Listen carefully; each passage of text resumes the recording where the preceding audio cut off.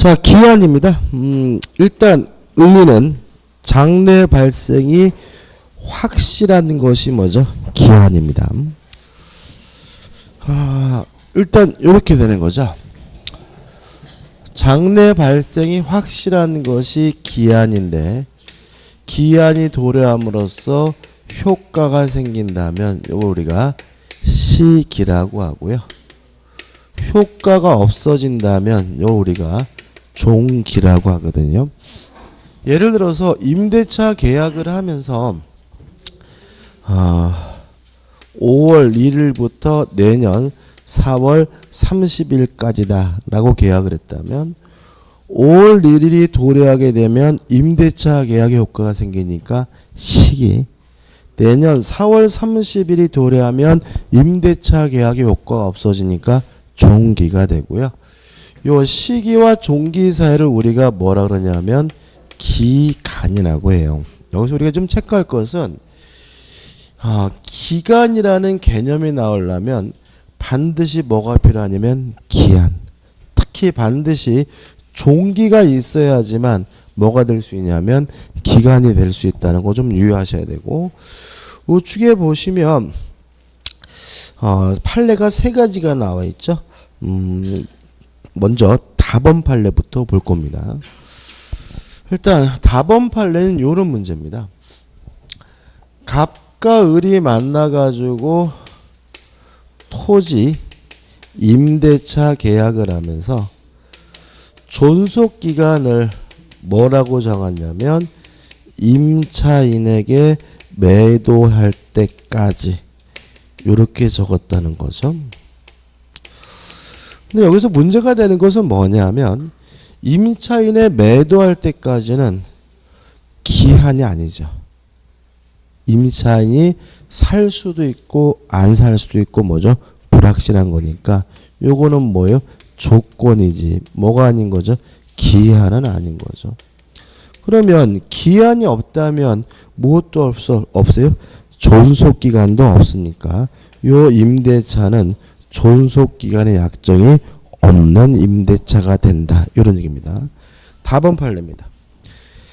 임대차 계약을 체결함에 있어서 임대기한을 본권 토지를 임차인에게 매도할 때까지를 정하였다면 별다른 사정이 없는 한 그것은 도래할지 여부가 뭐죠?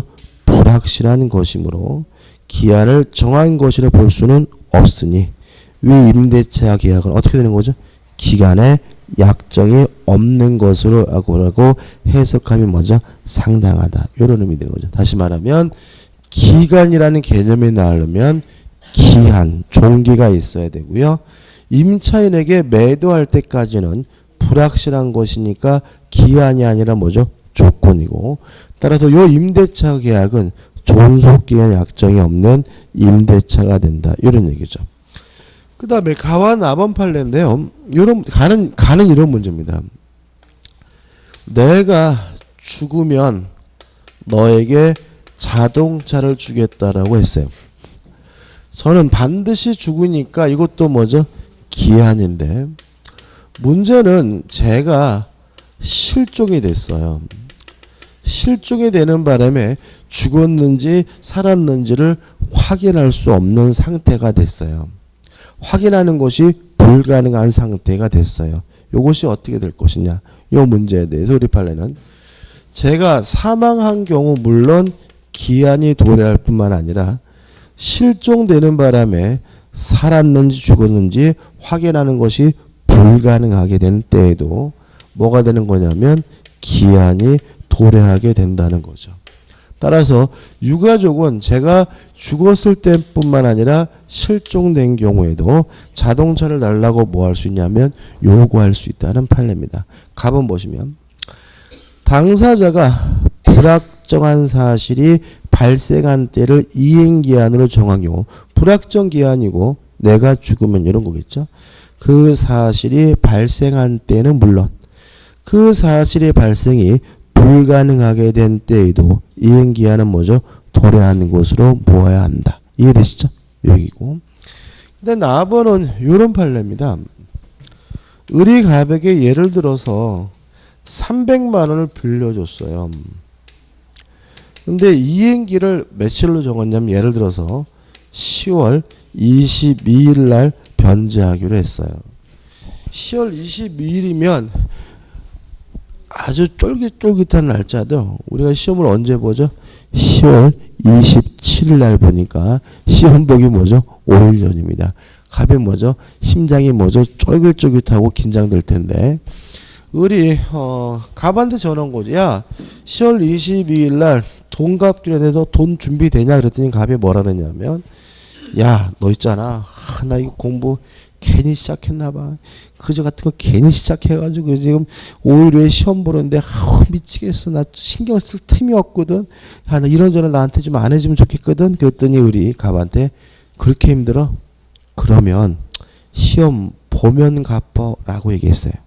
뭐라고요?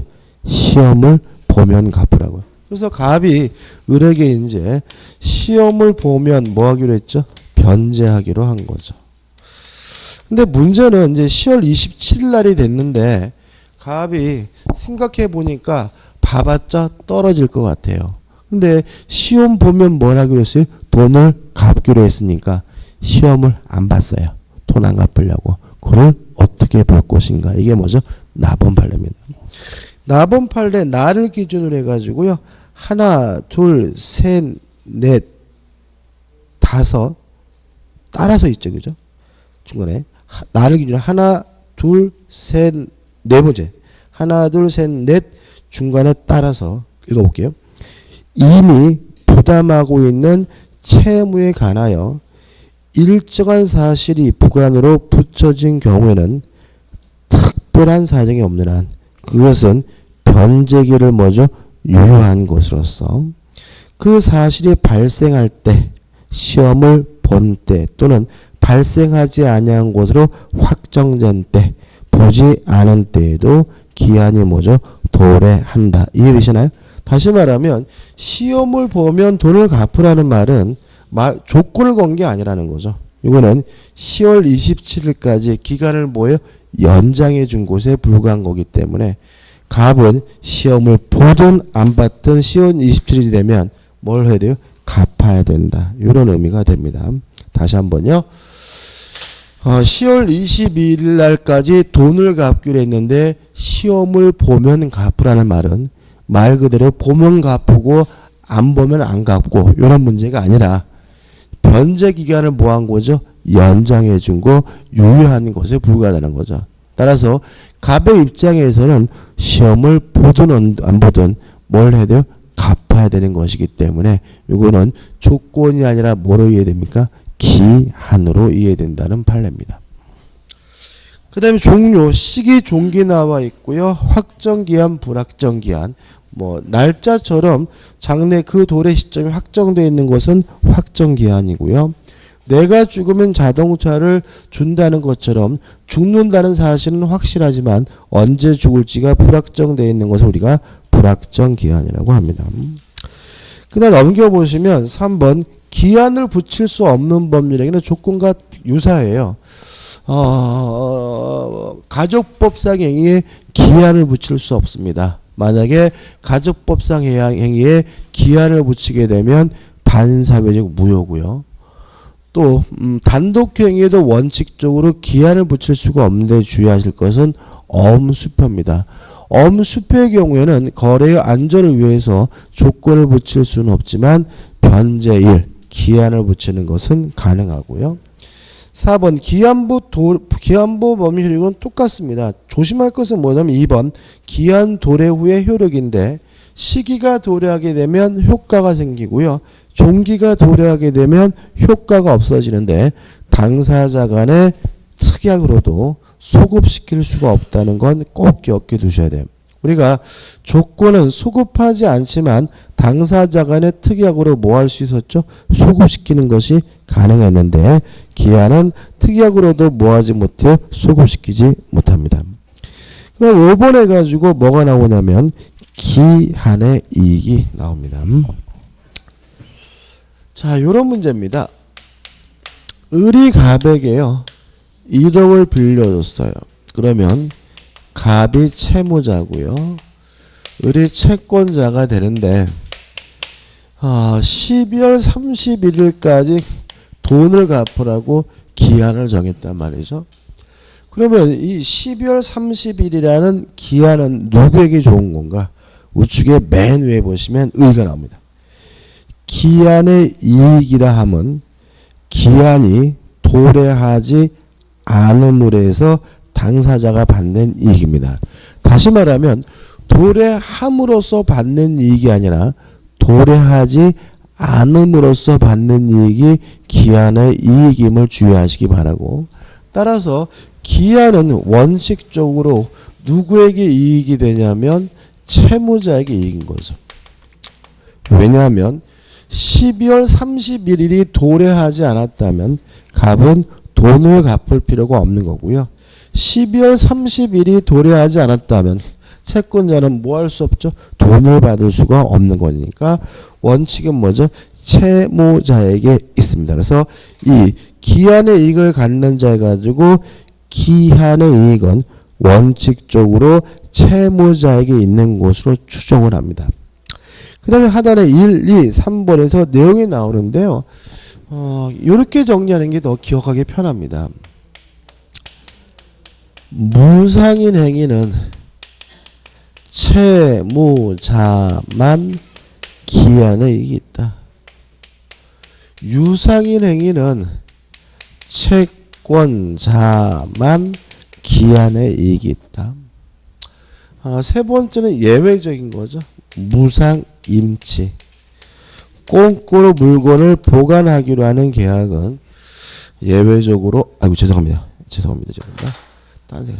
유상이면 채무자, 채권자 모두에게 뭐죠? 기한액이 있고요. 무상임치의 경우에는 채권자만 예외적으로 기한의 이익이 있는데, 임치계약의 채권자는 누구를 말하냐면 임치인을 말한다. 까지 일단 기억해 두시기 바라고요. 요 3번은 뭐 예외적인 거니까 따로 기억하면 되겠죠. 1번과 2번입니다. 무상이어서 채무자에게만 기한의 이익이 있는 경우에는 자유롭게 포기하는 것이 가능하지만, 유상이어서 채무자뿐만 아니라 채권자에게도 기한의 이익이 있는 경우에는 채무자는 채권자의 손해를 배상해야지만 포기할 수가 있다. 것이거든요. 우리가 은행에서 대출을 받으면은 이자를 줍니다. 따라서 그것은 뭐죠? 유상이고, 따라서 채권자 은행에도 뭐가 있는 거죠? 기한의 이익이 있는 상태거든요. 그래서 우리가 예를 들어서 5년 상환으로 돈을 빌렸는데 1년 만에 돈을 마련해 가지고 갚으러 가면 은행은 뭘 달라고 하냐면 중도상환 수수를 달라고 한다. 그 얘기는 자신에게도 뭐가 있으니까요? 기한의 이익이 있으니까 뭘 해달라는 얘기죠? 손해배상을 해달라는 말임을 주의하시기 바랍니다. 그 다음에 넘겨보셔서 200페이지 오시면 이제 뭐가 나오냐면 4번 기한의 이익의 상실이 나옵니다.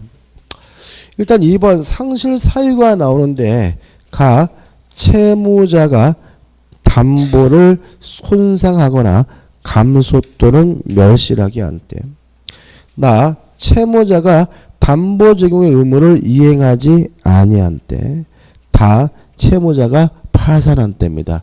요 세 가지 사유가 있다면 채무자는 기한의 이익을 주장하지 못하므로 채권자는 지금 당장 돈을 갚아라. 뭐 할 수 있죠? 즉시 변제를 청구할 수가 있는 거죠. 그럼 생각을 좀 해보죠.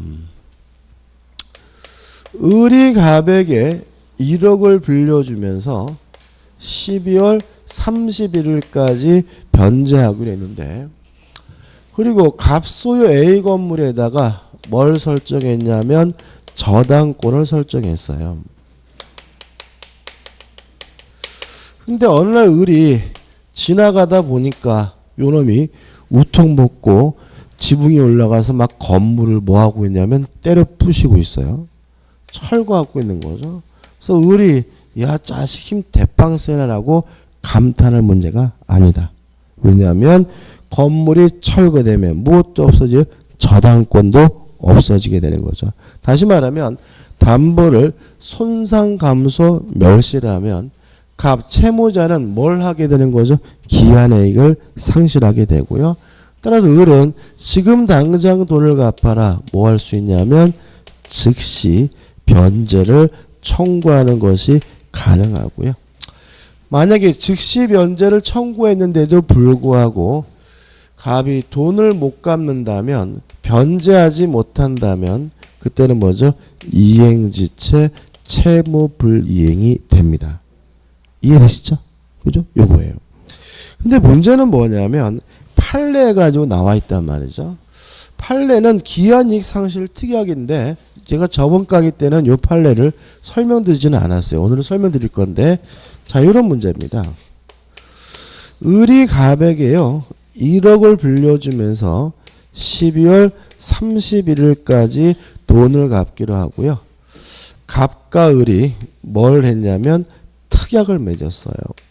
어떤 특약을 했냐면 채무자가 해외로 이민 가면 기한의 이익을 상실한다라는 뭘 맺었냐면 특약을 맺은 거죠. 근데 실제로 갑이 뭐 하게 됐냐면 이민을 가게 됐어요.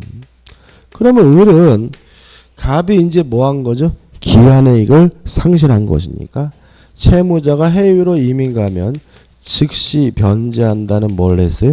특약을 했어요. 그러면 을은 갑에게 돈을 갚아라 즉시 변제를 청구할 수 있고, 그래도 못 갚으면 변제하지 못하면 이게 뭐가 되냐면 이행지체가 되는 경우가 있는데, 이런 걸 우리가 뭐라 그러냐면 형성권적 기한 이익의 상실이라고 합니다. 근데 만약에 갑이 해외로 이민 가는 순간 바로 이행지체가 된다면 이걸 뭐라 그러냐면 정지 조건부 기한이익 상실특약이라고 합니다. 자, 물론 위와 아래 중 뭐가 원칙이겠습니까? 요게 원칙이겠죠. 그죠? 왜요? 일반적으로는 기한이익 상실 사유가 발생하면 바로 이행지체가 되는 것이 아니라 을이 지금 당장 돈을 갚아라 즉시 변제를 청구할 수 있고, 그래도 이행하지 않으면 뭐가 돼요? 이행지체가 되는 거니까 둘 중에 뭐가 원칙입니까? 형성권적 기한이익 상실이 원칙이다. 이런 얘기죠. 그래서 우측 상단에 판례 결론 보시면 이렇게 나와 있죠. 밑에 그 판례 끝에 두 번째입니다. 정지 조건부 기한이익 상실의 특약으로 볼만한 특별한 사정이 없는 한 형성권적 기한이익 상실의 특약으로 추정하는 것이 먼저 타당합니다. 그래서 만약에 이런 식의 질문이 나오면 X가 되겠죠. 기한의 이익 상실 사유가 발생하면 즉시 바로 이행지체가 된다. 그럼 뭐죠? X다. 이건 예외니까. 즉시 변제를 청구했는데도 불구하고 이행하지 않아야 그때 비로소 이행지체가 된다는 것이 맞는 질문이 됨을 주의하시기 바라고, 왜냐하면 우리 판례는 뭐가 원칙이라고 봅니까? 형성권적 기한이익 상실이 원칙이라고 이해하고 있습니다. 대표 예제가 나와 있는데요. 답은 3번이죠. 그러니까 우리가 용어인데 빌려주고 빌리는 계약을 대차라고 하고요. 빌려주는 사람을 대주, 빌리는 사람을 뭐라 그래요? 차주라고 하고요. 따라서 대주는 누굴 말하냐면 채권자를 말하고요. 차주는 누굴 말하게 됩니까? 채무자를 말하게 되는 거죠. 그럼 생각해 보자고요. 채권자에게 기한의 이익이 있는 경우는 유상이거나 무상임치인 경우에만 채권자에게 뭐가 있는 거죠? 기한의 이익이 있는 건데, 3번을 보시면 무이자 소비대차입니다. 무이자라는 말은 뭐죠? 무상이라는 말이고, 무상이면 누구에게만요? 채무자에게만 기한의 이익이 있으므로 무이자 소비대차 계약의 소비대주 채권자가 기한액이 있다. X가 되고 다음 뭐죠? 3번이 되는 거죠. 그래서 대주, 차주 나오면 굉장히 헷갈려 하시는데 대주는 뭐로 바꿔서요? 채권자로. 차주는 누굴 바꿔서요? 채무자로 바꿔 생각하시면 오히려 간단합니다. 끝입니다. 이렇게 해서 이제 민법 총칙 끝났고요. 대망의 어디로 갈 거냐면 물권법으로 갑니다. 자, 일단 물권법 부분은 대단히 중요합니다. 일단 첫 번째 중요한 이유는 시험 문제가 시험 문제가 제일 많이 나오고요. 두 번째 중요한 이유는 우리가 민법 총칙은 열심히 해도 안 될 수가 있어요. 그러니까 민법 총칙은 아는데도 틀린 일이 발생할 수가 있습니다. 그렇지만 물권법은 공부할 때는 무미건조하고 재미없지만 실제로는 뭐죠? 공부하시면 다 맞힐 수가 있고요. 또 마지막으로 중요한 이유는 이 물권 부분은 2차 과목의 기초로서 작용을 합니다. 그래서 물권법이 어느 정도 수준에 이른다면 2차 과목을 접근하기도 대단히 편해지기 때문에 물권법 분야가 제일 중요하고요. 따지고 보면 공인중개사 시험 과목과 상관없이 민법의 물권법 부분이 가장 중요한 부분이라고 생각하시고 접근하시면 되고요. 이 물권법만 정확하게 내 것으로 만든다면 떨어질래야 떨어질 수가 없는 시험입니다. 좀 우리가 물권법은 좀 신경 쓰시고 접근하셨으면 좋겠어요. 자, 206페이지 오시면 제1절에서 물권의 본질, 물권의 의의가 나오죠. 기초에서 굉장히 중요한 개념이죠. 물권이 뭐냐? 물건에 대한 권리다. 이렇게 갖고 갈 거고요. 그 다음에 물권이 나오면 항상 나오는 게 뭐죠? 채권이죠. 채권의 개념도 중요한데 채권이란 특정인에게 특정한 사람에게 일정한 행위를 요구할 수 있는 권리를 우리가 뭐죠? 채권이라고 합니다.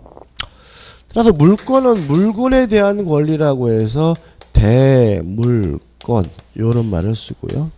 채권은 특정한 사람에게 일정한 행위를 요구할 수 있다. 사람에 대한 권리라 그래서 우리가 대인권이라고 합니다. 이번 물권의 특질에서 뭐가 나오죠? 지배권이 나오죠. 지배권에서 양가를 일본에서 직접적 지배 이런 말이 나옵니다. 물권은 직접 지배권입니다. 이에 반해서 채권은 지배권이 아니라고도 하고요. 물권과 구별하기 위해서 간접 지배권이란 말도 씁니다. 원래 개념은 이런 거죠. 갑이라는 사람이 A라는 건물에 대해서 소유권이 있다면 이 소유권은 A라는 건물 물건에 대한 권리니까 뭐죠? 물권이고요.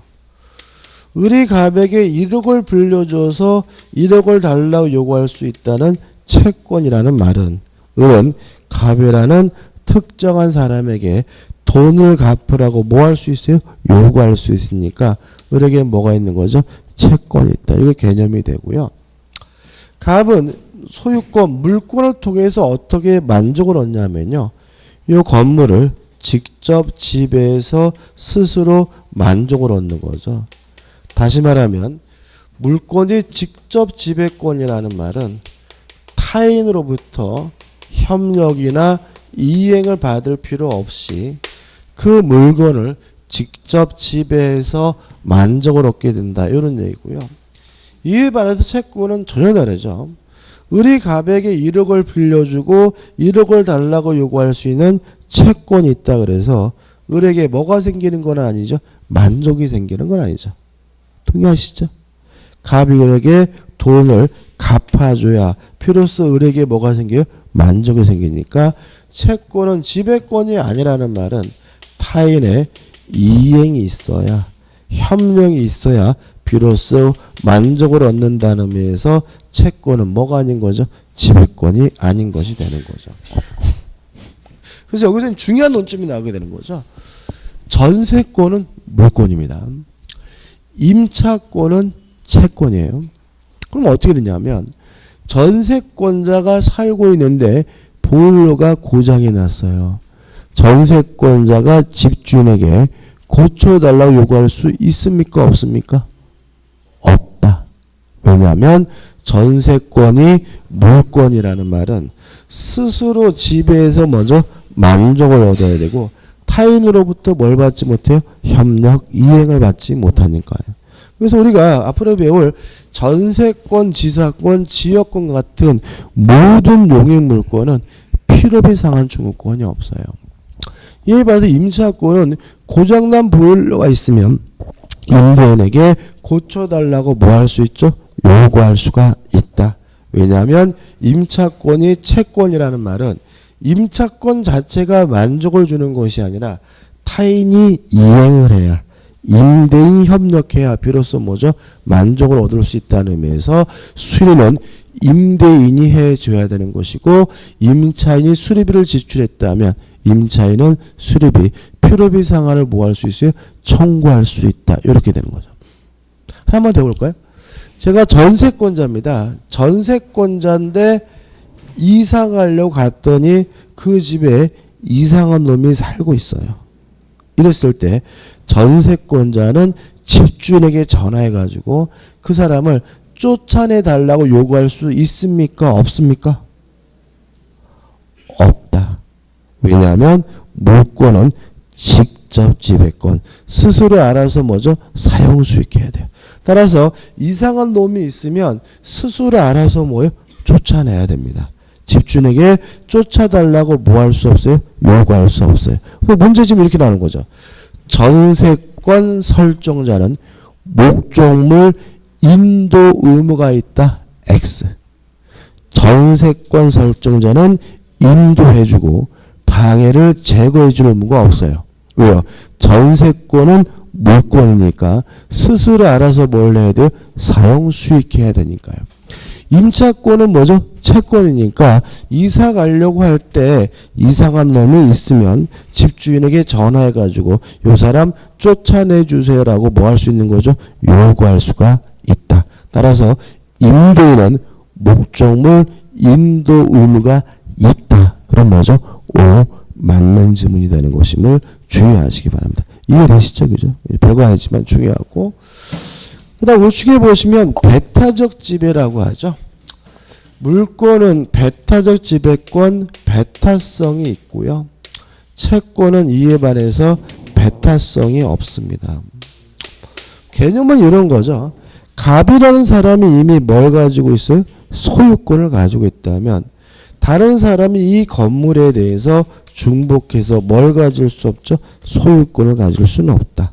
왜냐하면 물권은 배타성이 있는 권리이므로 똑같은 객체, 똑같은 종류의 물건이 중복해서 존재할 수가 없고요. 따라서 이 배타성 때문에 결국은 하나의 물건에는 하나의 물건만 있어야 된다는 뭐가 나타나게 되는 거죠? 일물 일권주의라는 것이 나타나게 되는 거죠. 이에 반해서 채권은 안 그렇다. 을이 갑에게 1억을 빌려주고 을이 갑에게 1억을 달라고 요구할 수 있는 채권이 있는 상태라 하더라도 병도 갑에게 또다시 1억을 빌려줬다면 갑에게 1억을 달라고 요구할 수 있는 채권을 뭐죠? 가질 수가 있는 거죠. 또 채권은 배타성이 없다는 말은 똑같은 객체에 똑같은 종류의 채권이 뭐 할 수 있는 거죠? 중복해서 존재할 수 있다는 특징을 갖게 됩니다. 그 다음에 2에서 뭐가 나오죠? 절대권이 나오네요. 물권은 모든 사람에게 주장할 수 있는 절대권. 채권은 특정한 사람에게만 주장할 수 있는 뭐죠? 상대권이다. 이제 이건 우리가 이제 어렵지 않을 것 같은데요. 자, 갑이라는 사람이 소유권이라는 물권을 가지고 있다면 갑은 자신의 소유권을 세상 모든 사람에게 주장할 수 있으니까 뭐가 돼요? 절대권이 되고요. 을이 갑에게 1억을 빌려줬다면 누구한테요? 갑한테만 돈을 달라고 요구할 수 있고 다른 사람에게는 채권 행사할 수 없으니까 채권은 특정한 사람에게만 주장할 수 있는 뭐죠? 상대권이 되는 거죠. 따라서 물권은 모든 사람에게 주장할 수 있는 절대권이기 때문에 뭘 갖게 되는 거죠? 대항력을 갖게 되고요. 채권은 특정한 사람에게만 주장할 수 있는 상대권이기 때문에 뭘 갖지 못하죠? 대항력을 갖지 못한다. 그래서 우리가 흔히 드는 예는 이런 거죠. 갑이라는 사람이 자신의 토지를 가지고 있는데 을에게 전세권을 설정해 줬다면 갑에서 병으로 소유권이 넘어가더라도 을은 자신의 전세권을 가지고 병에게 뭐 할 수 있죠? 대항할 수가 있다. 전세권은 물권, 물권은 모든 사람에게 주장할 수 있는 뭐예요? 절대권이니까요. 근데 만약에 을이 가지고 있는 권리가 전세권이 아니라 임차권이라면 을은 자신의 권리를 가지고 병에게 뭐 할 수 없어요? 대항할 수는 없다. 임차권이 채권이라는 말은 채권은 특정한 사람에게만 주장할 수 있는 상대권이죠. 누구한테만요? 갑에게만 주장할 수 있고 병에게는 주장할 수 없기 때문에 임차권과 같은 채권은 뭐가 없는 거죠? 대항력이 없는 거죠. 항상 여기서 문제가 되는 거는 뭐냐면 주택임차권이죠. 주택임차권은 대항력이 있습니까? 없습니까? 없다. 없다. 자, 왜냐하면 다 아시다시피 주택임차권자가 대항력을 취득하려면 인도받고 주민 등록을 하면 이길날 다음날 뭐가 생겨요? 대항력이 생기죠. 그 말은 뭘 전제하고 있는 거예요? 주택임차권은 대항력이 없다는 걸 전제하고 있는 거죠. 주택임차권 자체는 뭐가 없어요? 대항력이 없으니까 뭘 해야지만요? 인도받고 주민등록을 해야 이길날 비로소 뭐가 생기는 거죠? 대항력이 생기는 거잖아요. 따라서 모든 임차권은 예외 없이 다 뭐가 없는 겁니까? 대항력이 없는 거다. 왜냐하면 임차권은 채권, 채권은 특정한 사람에게만 주장할 수 있는 뭐죠? 상대권이기 때문에. 또 물권은 절대권이기 때문에 물권을 행사할 때 굳이 뭐 할 필요 없죠? 대의할 필요가 없고요. 채권은 특정한 사람에게만 주장할 수 있는 상대권이기 때문에 채권을 행사할 때 뭘 해야 되는 거죠? 대위를 해야 된다. 그죠? 이것도 우리가 이제 예를 또 들 수가 있죠. 갑이 소유하는 A 토지에 대해서 을과 만나서 매매 계약을 하고 을이 갑에게 대금을 다 주자 갑이 을에게 인도를 해줘서 을이 현재 점유하고 있는 상태인데 땅값이 갑자기 폭등하는 바람에 갑이 또다시 병과 만나서 매매 계약을 하고 매매 대금을 받고 이전 등기를 해줬다. 이중매매죠. 이 토지는 누구 거죠? 병 거죠. 이중매매는 유효함으로 누가 소유권을 갖습니까? 선등기자가. 따라서 병은 선악불문하고 뭘 가져요? 소유권을 갖죠. 그러면 요 토지를 점유하고 있는 을에게 병은 나가라고 요구할 수 있겠죠. 그죠? 갑을 대의해서 나가라고 해야 됩니까? 직접 을에게 나가라고 요구할 수 있습니까? 직접 하는 거다. 왜냐하면 소유권, 물권은 모든 사람에게 주장할 수 있는 뭐죠? 절대권이니까 굳이 뭐 할 필요 없죠? 대의할 필요가 없는 거죠. 직접 합니다. 근데 만약에 병이 아는 것을 넘어서 갑의 이러한 배신행위에 적극 가담하게 되면 이제 갑과 병 간의 매매 계약은 반사회적에서 무효고요. 등기도 무효가 되고 병은 뭐가 없는 거죠? 소유권이 없는 거죠. 이제 역전된 거죠. 누가요? 을이 오히려 병의 등기에 대해서 말소해달라고 청구할 수 있는데 이때는 뭐죠? 갑을 대의해야 된다. 직접 말소해달라고 청구할 수는 없다. 왜냐하면 을은 갑과 매매 계약을 하고 대금을 다 줬기 때문에 이전 등기해달라고 요구할 수 있는 뭐만요? 채권만 있는 상태죠.